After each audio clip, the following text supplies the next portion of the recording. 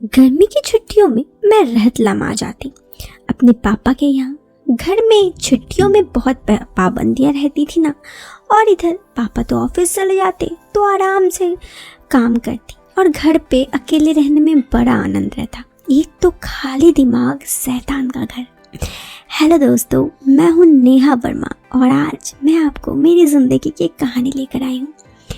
जब मैंने होश संभाला और 18-19 साल की हुई तब मुझे अच्छे से पता चला, वैसे पता मुझे पहले से भी था, मेरे माता पिता की डिवोर्स हो गई थी। मैं अपनी मॉम के पास रहती, लेकिन हाँ, जब मैंने होश संभाला 18-19 साल की हुई तो अक्सर मैं अपने पापा के पास मिलने आ जाती।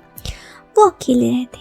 शादी के बाद ना जाने क्यों, लेकिन मेरे माता पिता की अब आपस में नहीं बनी, दोनों अलग हो गए और दोनों के रास्ते अलग हो गए। लेकिन वो दोनों मुझसे प्यार करते। मैं जब चाहे अपने पापा के पास मिलने आती, यूँ मैं अपनी मॉम के पास ही रहती, और वहाँ काफ़ी रेस्ट्रिक्शन रहता तो मुझे यहाँ अकेले में अच्छा लगता। घर पर अकेले अक्सर मैं अकेली ही होती। पापा ऑफिस चले जाते और जब वो ऑफिस जाते उसके बाद लेट घर आते, तब तक मैं अकेले होती और मैं हल्के ड्रेसेस पहनी थी। एक दिन की बात है कि मेरे गेट नॉक हुआ। उस वक्त कौन आया, मैं थोड़ी बेचैन सी सोचने लगी। पापा के ऑफिस चले जाने के बाद कोई नहीं आता था, अब सीधा पापा ही आते। वैसे घर पे और कोई आता भी नहीं था, मन काफ़ी बेचैन सा था। फिर भी न जाने मैंने क्या सोचा, गेट खोला।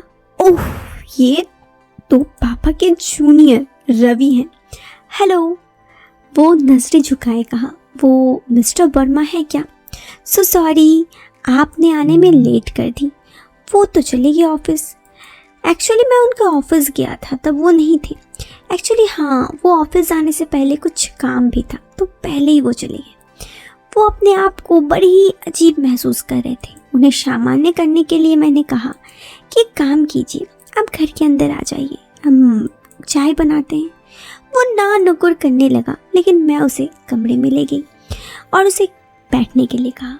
वो बैठा हुआ बड़े ही शांत भाव से था, और फिर मैंने उसे कहा क्या हुआ, तो उसने कहा कुछ नहीं।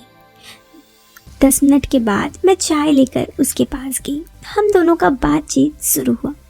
उसने मुझे बताया, जब उसे ये एहसास हुआ कि हम दोनों दोस्त बन सकते हैं, तब उसने मुझे बताया कि असल में वो थोड़ा शर्माता है और ख़ास करके लड़कियों से बात करने में उसे बड़ा शर्म आता है। फिर इधर उधर की बातें होने लगी। मैं उसे अपने पुरानी एक एल्बम दिखाने लगी। वो मेरे पहले के फ़ोटोज़ देखकर मेरी तारीफ़ करता तो कभी अनजान बनता कि अरे ये तुम हो, कितनी अलग हो। इसी तरह कुछ देर बातचीत करने के बाद उसने कहा, चलो अब मैं चलता हूँ, तुमसे बाद में मुलाकातें होंगी। अच्छा ठीक है, ऐसे ही आते रहना, दोस्त कहाँ है तो दोस्ती ज़रूर निभाना। उसने कहा ठीक है। वो चला गया। उसके जाने के बाद मैंने अपना काम, दिन भर के काम में लग गई। ऐसे ही वक्त बीतने लगा। अब जब भी वो यहाँ पे आता, मैं बस इधर उधर की बातें करती। एक दिन फिर वो आया। उसने कहा मिस्टर वर्मा है? मैंने कहा मिस्टर वर्मा तो नहीं, लेकिन मिस वर्मा है। वो मजाक में लिया। अच्छा, उस वक्त जस्ट थोड़ी देर पहले ही पापा गए थे। मैंने उसे कहा आपने आने में देर कर दी। उसने कहा असल में मुझे पता है, मैंने उन्हें जाते हुए देखा, मुझे आपसे बातें करनी थी। मैंने कहा अच्छा, आपके पास मेरे लिए भी समय है? उसने जरा सा मुस्कुराया और फिर हम दोनों इधर उधर की बातें करने लगे।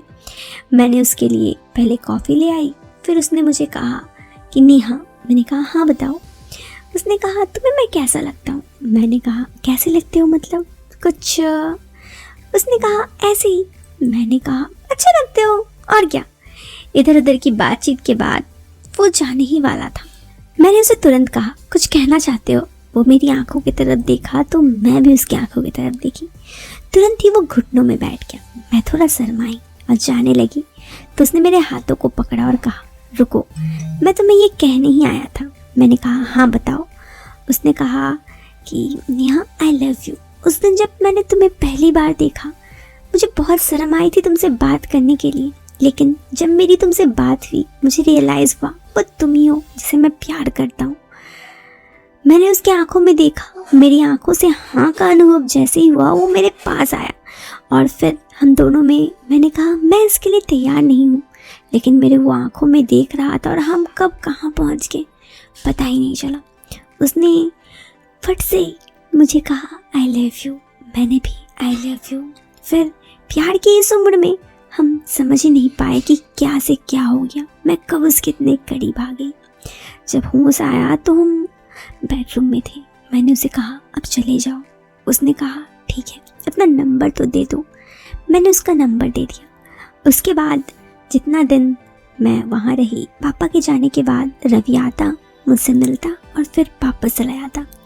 लेकिन उसके चले मेरे यहाँ पे स्कूल कॉलेज खुल जाने के बाद मुझे अब भी बस याद ही आता है, लेकिन उससे मिलना पॉसिबल नहीं हो पाता। ये कहानी बस उसकी याद में मैंने आप लोगों से शेयर किया। कैसी लगी दोस्तों ये कहानी? कमेंट बॉक्स में अपनी जवाब जरूर दीजिए। पसंद आई हो तो आप लाइक कर सकते हैं। चैनल पे पहली बार आए हैं तो सब्सक्राइब करें। मिलते हैं फिर एक नए वीडियो में एक नए और इंटरेस्टिंग टॉपिक के साथ। तब तक के लिए bye bye, take care, bye.